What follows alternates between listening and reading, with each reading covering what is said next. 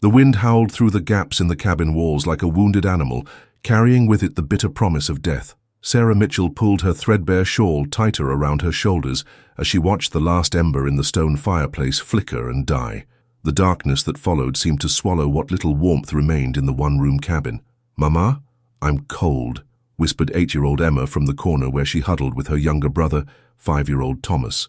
Their faces were pale as winter moonlight, their lips tinged blue despite the layers of blankets Sarah had wrapped around them. "I know, sweetheart," Sarah replied, her breath forming small clouds in the frigid air. She moved to the window and scraped away the frost with her fingernail, peering out into the blizzard that had been raging for 3 days. Snow piled against the cabin like white burial mounds, and the wind bent the pine trees until they nearly touched the ground. It had been 4 months since cholera took her husband James, leaving her alone with 2 children on their isolated homestead 15 miles from Cedar Ridge. The other settlers had offered help initially, but as winter deepened and their own supplies dwindled, the visits stopped. Now, with the worst blizzard in memory trapping them, Sarah faced the harsh reality that they might not survive until spring. The food ran out yesterday. The last of their stored potatoes, black with rot, had been thrown out a week ago. Even the coffee grounds had been reused so many times they produced nothing but bitter brown water. Sarah's stomach cramped with hunger, but she ignored it. The children needed whatever strength she had left. "Mama, is Papa coming back?" Thomas asked, his voice small and confused. At 5, he still struggled to understand that his father wasn't simply away on one of his trading trips to town. Sarah's throat tightened. "No, baby. Remember what I told you? Papa went to be with the angels, but we're going to be strong, just like he would want us to be." She turned back to the window, pressing her forehead against the cold glass. Through the swirling snow, she could barely make out the shapes of their small barn and the chicken coop. The chickens had died in the first week of the storm, frozen solid despite her efforts to keep them warm. The cow, their last source of milk, had broken through the barn door 2 days ago and wandered into the storm, never to return. A sharp crack from outside made her jump, probably another tree branch breaking under the weight of ice and snow. Everything in this unforgiving territory seemed designed to break: trees, spirits, families. "I'm scared, Mama," Emma whispered, and Sarah heard the tremor in her daughter's voice that spoke of more than cold. The child was old enough to sense the gravity of their situation, to understand that their survival hung by the thinnest of threads. Sarah left the window and knelt beside her children, pulling them close.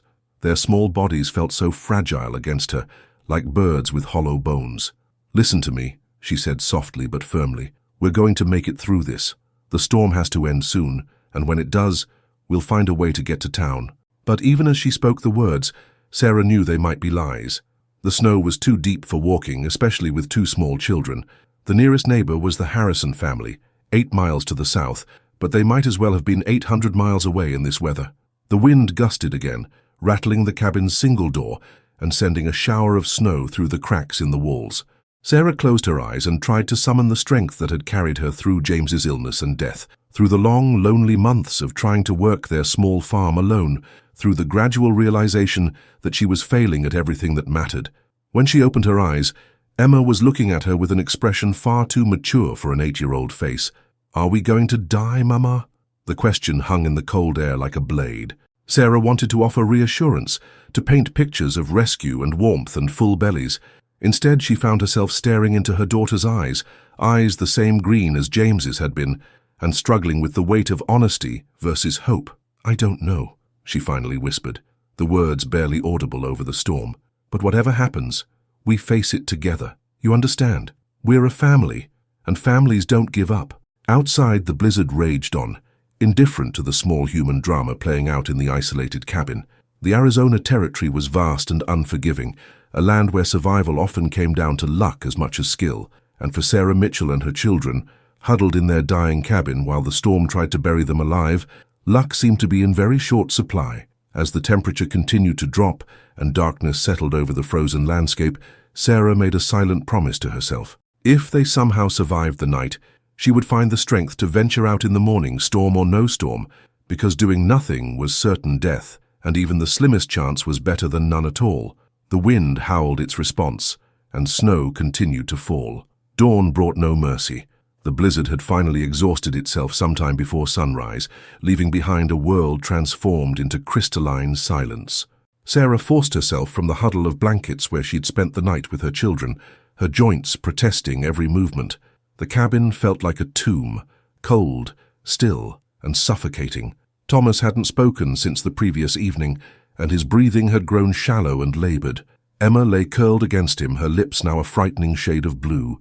Sarah's heart hammered against her ribs as she realized they had perhaps hours, not days, before the cold claimed them. She stumbled to the door and forced it open against the wall of snow that had drifted against it. The world outside was blindingly white, sculpted by wind into impossible shapes. Snow reached nearly to the cabin's single window, and the path to the barn had vanished entirely under pristine drifts. "Stay inside," she called weakly to her children as she stepped into snow that immediately swallowed her legs to the knees. Each step was a monumental effort, but she had to try to reach the barn. Maybe there was something, anything that could help them survive another day. She had made it perhaps 20 yards when she heard it, the soft crunch of approaching footsteps in snow. Sarah's blood turned to ice water. Out here, 15 miles from the nearest settlement, visitors were rarely good news. Her mind immediately jumped to Apache raiders or bandits who might have taken shelter from the storm and were now prowling for easy targets. She turned slowly, her heart pounding, and found herself face to face with a man who seemed to have emerged from the winter landscape itself. He stood perhaps 30 yards away, motionless as carved stone, watching her with dark, intelligent eyes. His long black hair was braided with strips of leather, and he wore buckskins that looked far warmer than anything she owned. An Apache warrior, she was certain of it. For a moment that stretched into eternity, they simply stared at each other across the snow-covered clearing. Sarah's mind raced through everything the settlers in Cedar Ridge had told her about the Apache. They were fierce, unpredictable, and showed no mercy to white settlers who encroached on their traditional hunting grounds. This man could kill her and her children without a second thought. But as she looked into his face, she saw something unexpected. Not bloodlust or hatred, but a deep, calculating assessment. His eyes moved from her trembling form to the cabin behind her, taking in the thin line of smoke that had stopped rising from the chimney, the snow blocking the door, the signs of a family in desperate straits. "You are dying," he said in heavily accented English, his voice carrying clearly across the still air. It wasn't a question. Sarah's throat was too tight with fear and cold to respond immediately. When she finally found her voice, it came out as barely a whisper.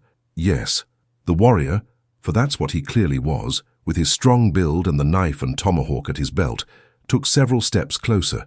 Sarah forced herself not to retreat, though every instinct screamed at her to run. Running would be useless anyway. She wouldn't make it 10 yards in the deep snow before exhaustion claimed her. "How many?" he asked. "2 children," she managed. "Inside." He nodded slowly, then did something that left Sarah speechless. He raised one hand, palm outward, in what she recognized as a gesture of peace. "My name is Aiyana," he said. "I mean no harm to you or your children." "Sarah," she replied automatically, then wondered if giving him her name had been wise. Aiyana moved closer still, until she could see the intricate beadwork on his buckskin shirt and the old scar that ran along his left cheekbone. His face was weathered by sun and wind, probably placing him somewhere in his 30s, but his eyes held a depth of experience that seemed much older. "You have food?" he asked. Sarah shook her head. "Nothing. 3 days now." "Fire?" "The wood ran out yesterday." Aiyana was quiet for a long moment, his gaze moving again to the cabin where her children lay dying. When he looked back at her, Sarah saw something in his expression that she hadn't expected. Compassion. "Wait here," he said simply. He turned and walked back through the snow toward a cluster of pine trees, where Sarah now noticed a horse stood waiting, a sturdy paint mare with supplies tied to her back. From one of the bundles, Aiyana retrieved what looked like dried meat wrapped in hide, and from another several pieces of seasoned wood. But it was what he did next that would haunt Sarah for the rest of her life. From the largest bundle, Aiyana pulled back a buffalo hide to reveal the carcass of a young buffalo, fresh meat that represented weeks of sustenance for a family.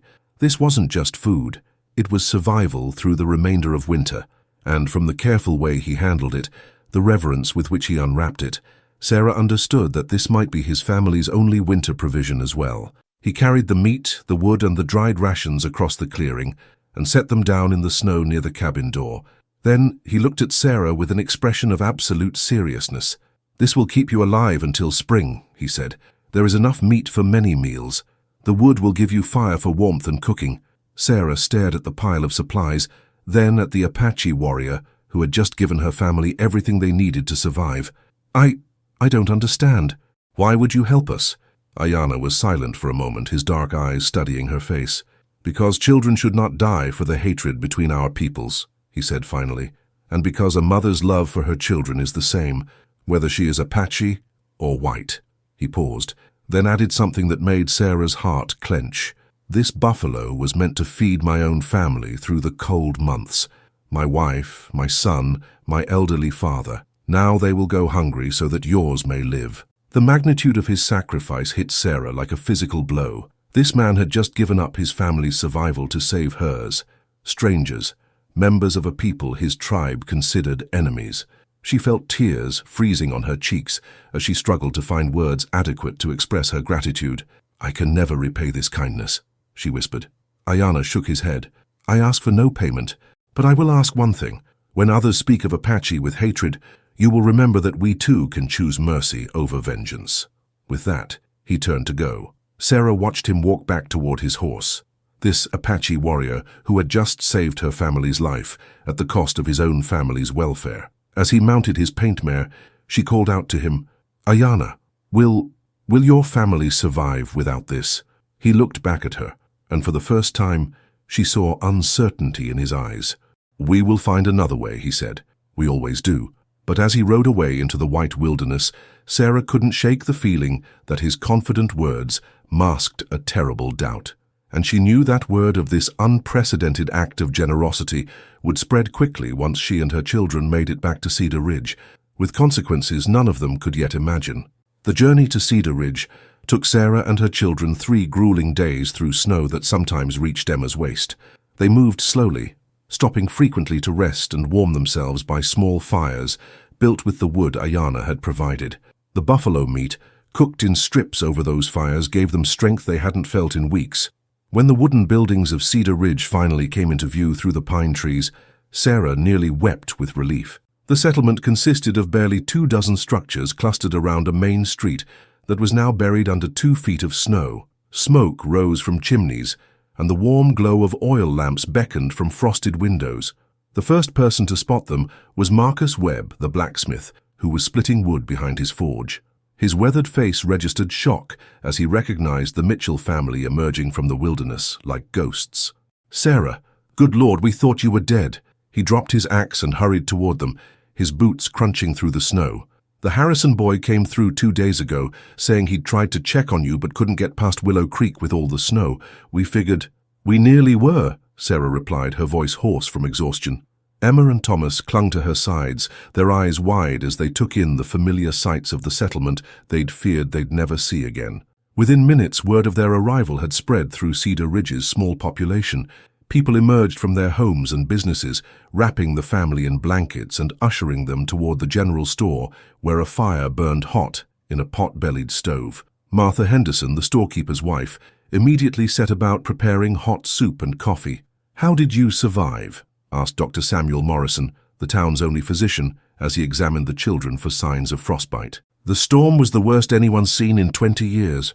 We lost the Murphy family's youngest to pneumonia, and they were right here in town with heat and medicine." Sarah hesitated. She had rehearsed this moment during the long trek to town, knowing that her answer would shock the gathered settlers. Cedar Ridge had been on edge for months due to increasing tensions with the local Apache bands. Just 6 weeks ago, a supply wagon had been attacked on the road to Tucson, and rumors of planned raids circulated constantly through the settlement. "We were saved," she said finally, her voice steady despite the magnitude of what she was about to reveal, "by an Apache warrior." The room fell silent except for the crackling of the fire. Martha Henderson's ladle stopped halfway to the soup bowl she was filling. "Doctor." Morrison straightened up from examining Thomas, his face registering disbelief. Marcus Webb, who had been warming his hands by the stove, turned slowly to face her. "Come again?" Webb said, his voice carefully controlled. "An Apache man found us when we were dying of cold and hunger. He gave us his winter's supply of buffalo meat, firewood, everything we needed to survive. Without him, we'd be dead." The silence stretched longer this time, broken only by someone's sharp intake of breath. Then the questions began, tumbling over each other in their urgency. You're certain he was Apache? Did he threaten you? How many were with him? Did you see which direction he went? One man, alone, Sarah answered, raising her hand for quiet. He called himself Aiyana. He spoke English well, and he... She paused, knowing her next words would be the hardest for them to accept. He sacrificed his own family's food to save mine. He told me this buffalo was meant to feed his wife, his son, and his elderly father through the winter. Mayor Benjamin Cartwright, a portly man in his 50s who'd built the town's first general store, pushed through the crowd of settlers. His face was flushed, whether from the warmth of the room or rising agitation Sarah couldn't tell. Sarah, you've been through a terrible ordeal, he said in the tone one might use with a confused child. Sometimes when people are near death, they see things, imagine things that... I didn't imagine anything, Sarah cut him off firmly. My children were there. They saw him too. She looked down at Emma and Thomas, who nodded solemnly. He saved our lives, and now his family might starve because of his kindness to us. The crowd's murmuring grew louder and more agitated. Sarah caught fragments of conversations. Never heard of such a thing. Apache don't help white folks. Must be some kind of trick. It was Frank Morrison, Dr. Morrison's older brother and one of Cedar Ridge's most vocal Apache opponents, who voiced what many were thinking. Sarah, I mean no disrespect to what you've been through, but Apache don't just hand out charity to settlers. They're savages who'd rather see us all dead than give us the time of day. This warrior of yours, if he exists, probably had some angle we can't see yet. There was no angle, Sarah said, her voice rising with frustration. He asked for nothing, expected nothing. He just helped us. Then he's the first Apache in history to do such a thing, Frank continued. More likely, this is some kind of setup. Maybe he's scouting for a larger war party, getting information about isolated homesteads. The suggestion sent a ripple of fear through the gathered settlers. Cedar Ridge's location made it vulnerable to attack, and everyone knew it. The nearest army post was 40 miles away, too far to provide immediate help if trouble came. That's not what happened, Sarah insisted, but she could see doubt creeping into the faces around her.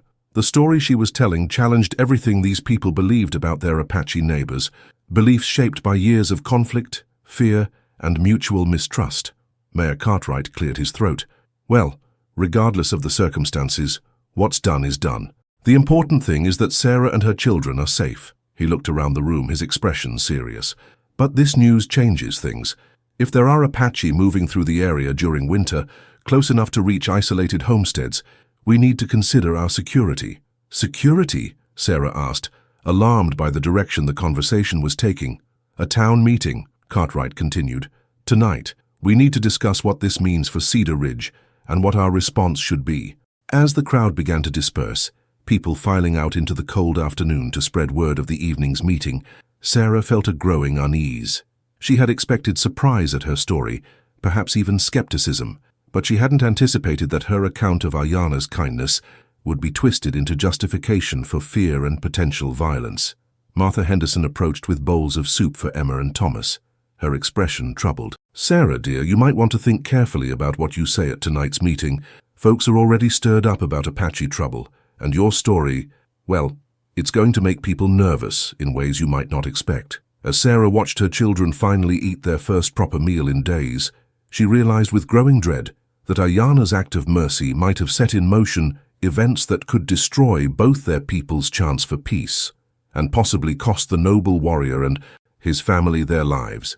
Outside, the short winter day was already fading to dusk, and the temperature was dropping fast.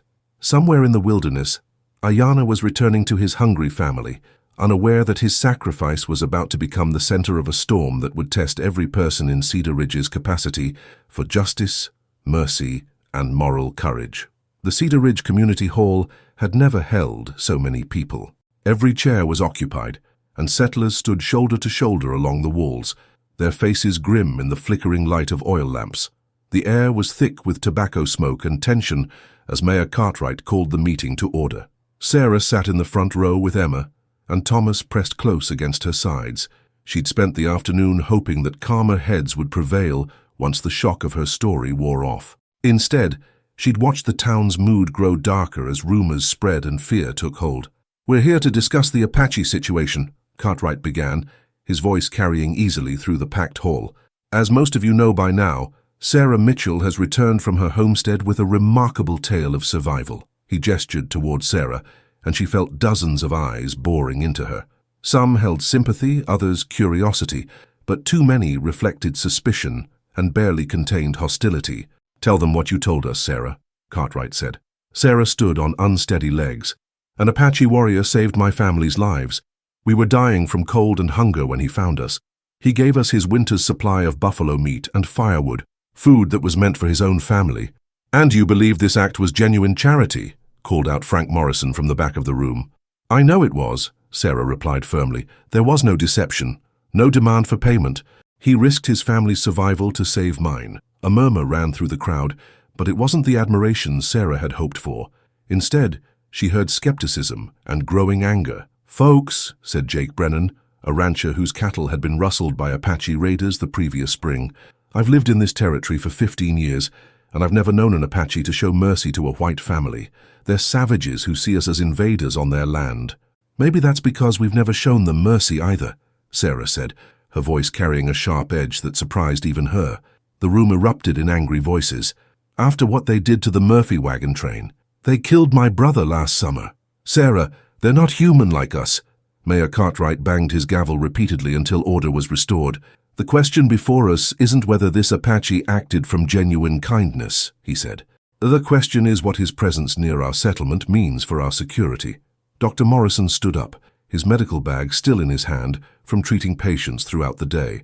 "With respect, Ben, I think Sarah's story raises a different question entirely. If this warrior truly sacrificed his family's food to save hers, what does that say about our assumptions regarding the Apache people?" "It says they're getting clever about their deceptions," snapped Frank Morrison. "Think about it. What better way to get information about isolated homesteads than to play the hero to a desperate widow?" "He didn't ask me any questions about other families or the town," Sarah protested. "He barely spoke at all." "Because he didn't need to ask," Frank continued, warming to his theme. "He could see everything he needed just by looking at your situation. One woman, 2 small children, no man to protect them. Now, he knows exactly how vulnerable our outlying homesteads are." The crowd's murmuring grew louder and more agitated. Sarah felt her heart sinking as she watched fear override reason in face after face. "There's another possibility," said Marcus Webb, stepping forward from his position near the back wall. "What if this warrior's kindness was real but his tribe doesn't share his feelings? What if they see his actions as weakness, or worse, as betrayal? Apache who help white settlers might face punishment from their own people." "Marcus has a point," agreed Cartwright. "If this Aiyana is seen as a traitor by his own tribe, they might take action against him, and if that happens near our territory, they'll blame us," finished Jake Brennan. "They'll say we corrupted one of their warriors, turned him against his people. That's cause for war in their eyes." The hall fell silent as the implications sank in. Sarah looked around desperately, searching for someone who might speak in defense of the man who had saved her family. Instead, she saw only frightened faces and clenched fists. "So, what are you suggesting?" she asked, though she was beginning to fear the answer. Frank Morrison stepped forward, his expression hard as granite. "I'm suggesting that this Apache's location is known. He helped the Mitchell family 3 days ago, which means he was less than 20 miles from here.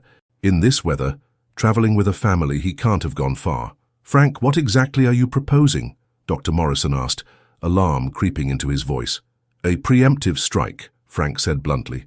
"We gather every able-bodied man in Cedar Ridge, I count 93 of us, and we track down this warrior and his family before they can cause us trouble." The words hit Sarah like a physical blow. "You want to kill the man who saved us?" "I want to protect this town from Apache treachery," Frank shot back, "and I want to make sure that if there's going to be bloodshed, it's their blood, not ours." "But he helped us." Sarah's voice rose to nearly a shout. "He sacrificed everything for strangers. How can you even consider—" "Because he's Apache," Frank roared, his composure finally breaking. "Because his people have been murdering settlers for years. Because kindness from a savage is just another form of warfare." The hall erupted in shouting matches as the crowd split into factions. Some supported Frank's call for immediate action, others urged caution, and a few brave souls suggested that perhaps Aiyana's kindness deserved recognition rather than punishment. Mayor Cartwright banged his gavel frantically. "Order! We'll have order in this hall. When quiet was finally restored, he looked around the room with the expression of a man who had already made up his mind. All those in favor of organizing a search party to locate and neutralize the Apache threat, raise your hands. Sarah watched in horror as hand after hand went up throughout the hall. She counted them desperately, hoping against hope that mercy might prevail. But when the tally was complete, 87 hands were raised. Motion carries, Cartwright said grimly. We'll organize and depart at dawn. Jake Brennan will lead the search party, with Frank Morrison as his deputy. This is madness, Sarah stood up, her children clinging to her dress. You're planning to murder an innocent man. We're planning to protect our families, Cartwright replied. Sarah, I understand your gratitude to this Apache, but you have to think about the bigger picture. The safety of Cedar Ridge has to come first. As the meeting dissolved into smaller groups making plans for the morning's expedition, Sarah felt a crushing weight of responsibility settling on her shoulders. By telling the truth about Aiyana's kindness, she had inadvertently signed his death warrant. The 93 men of Cedar Ridge were preparing to hunt down and kill the man who had sacrificed everything to save her family. She gathered Emma and Thomas and pushed through the crowd toward the door, ignoring the calls of neighbors who wanted to discuss the morning's plans. Outside, the winter air cut through her like knives, but it was nothing compared to the cold certainty growing in her heart. Somewhere in the wilderness, Aiyana was with his hungry family, probably telling them about the white woman and children he had helped. He had no idea that his act of mercy had doomed him, or that come morning, nearly 100 armed settlers would be tracking him through the snow with murder in their hearts. Sarah stood in the empty street, looking up at the star-filled sky, and made a decision that would either save an innocent man's life or cost her everything she had left. She couldn't let the settlers find Aiyana unprepared. Whatever the cost to herself, she had to warn him. The unthinkable had happened in Cedar Ridge.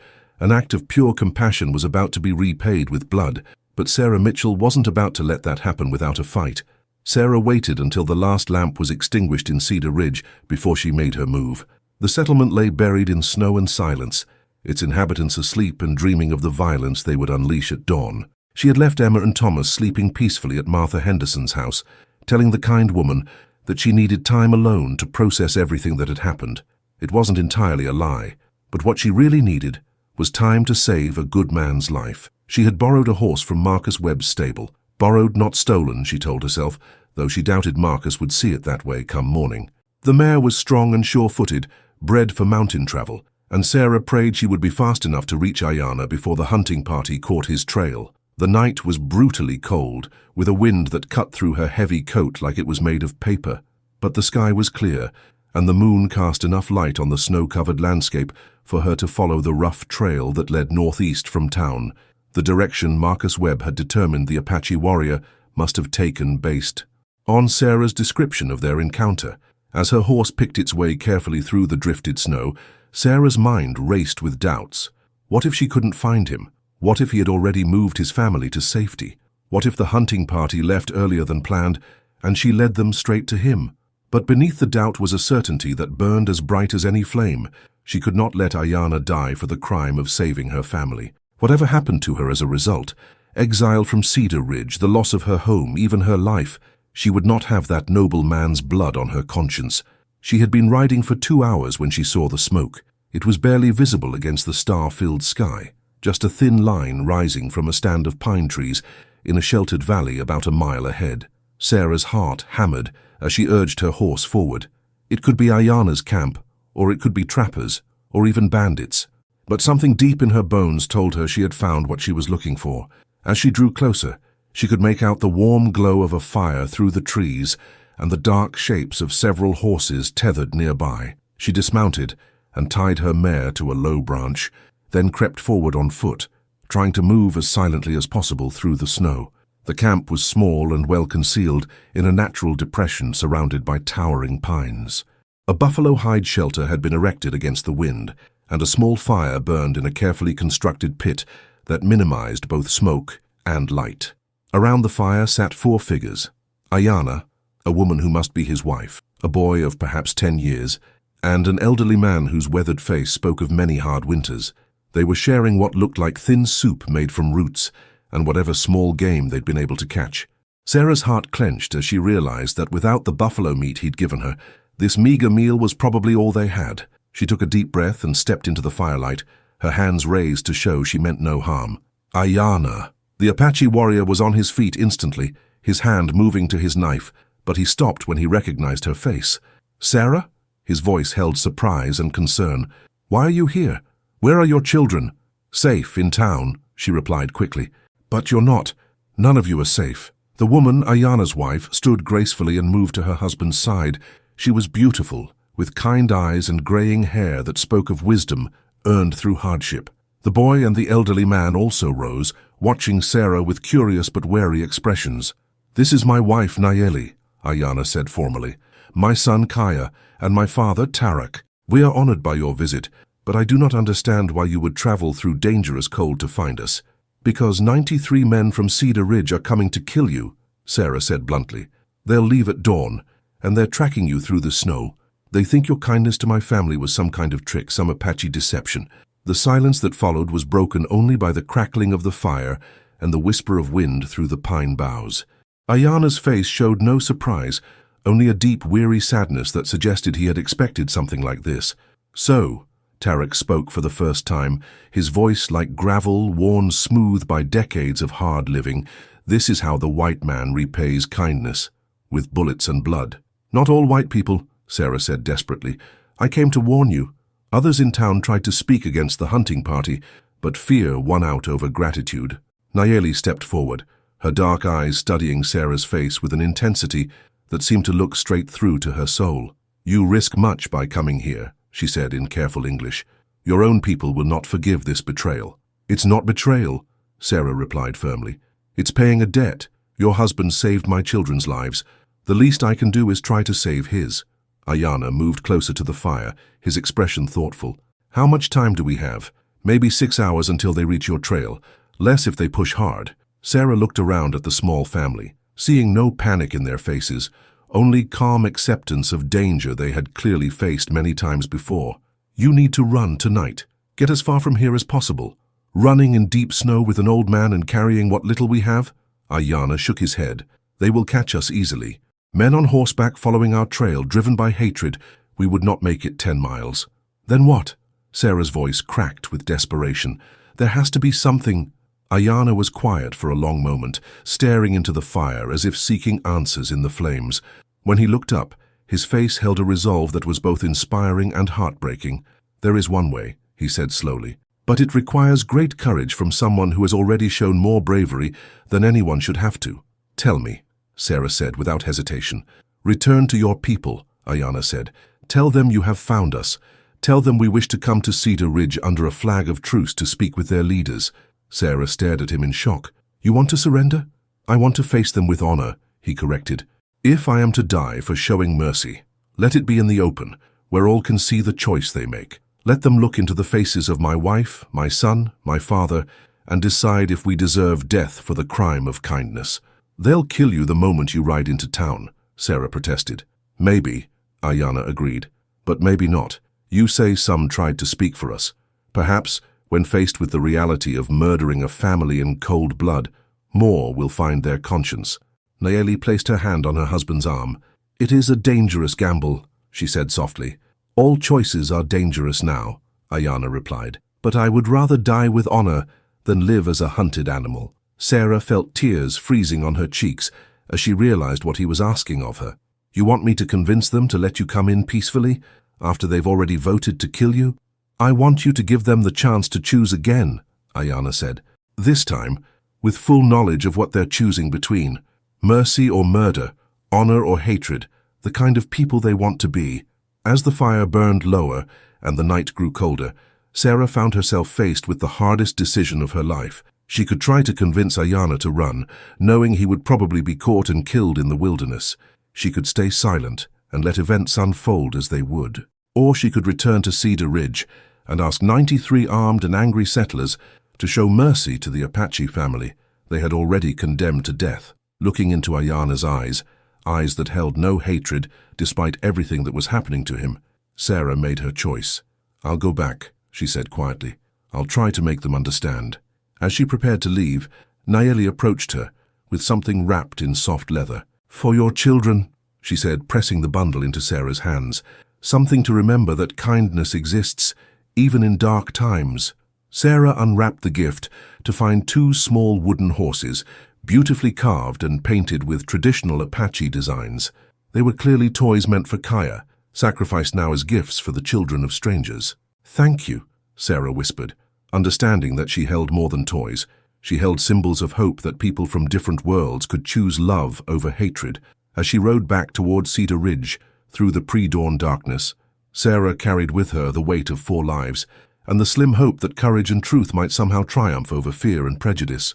Behind her, an Apache family prepared to stake their lives on the belief that even in the hardest hearts, mercy could still find a place to grow. The sun was beginning to rise over the mountains as Cedar Ridge came into view, and Sarah knew that in less than an hour, she would discover what kind of people her neighbors truly were when faced with their greatest test of character. The unthinkable was about to become reality, but whether it would be the unthinkable act of murder or the unthinkable triumph of compassion remained to be seen.